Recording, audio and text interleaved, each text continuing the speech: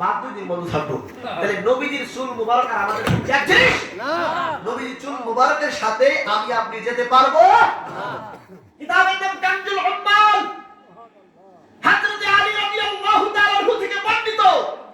রাসূল আরবি হুজুরপুর নূর সাল্লাল্লাহু আলাইহি ওয়াসাল্লাম ফরমাতে হয়, নবীজি বলেন, আমার একটা চুল মুবারক কেউ যদি কেউ কষ্ট দেয় তার জন্য জান্নাত হারাম। আপনি হাদিস পড়েন, কানজুল উম্মাল পড়েন, কিতাব পড়াশোনা করেন। নবীজি সাল্লাল্লাহু আলাইহি ওয়াসাল্লাম থুতু মুবারক তরকারির মধ্যে গেল, তরকারির স্বাদের চাইতে বেশি স্বাদ হয়ে গেল। নবীজি রক্ত মুবারক খুন মুবারক বলতে সাহাবী জিহ্বা দিয়ে সাইটটা খাইছে। নবীজি বললেন, যুদ্ধ বন্ধ কর।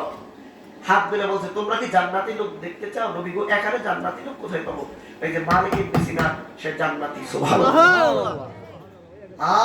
নবীজি রক্ত মুবারক, আমার আপনি রক্ত খাওয়া হারাম। রক্ত খাওয়া কি হারাম? আর নবীজি রক্ত খাইলে জান্নাত দেওয়া যায় হারাম। সুবহানাল্লাহ।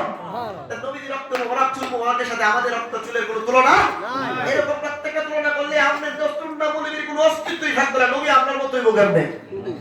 তো যারা বলবে তাদের ঈমান নাই।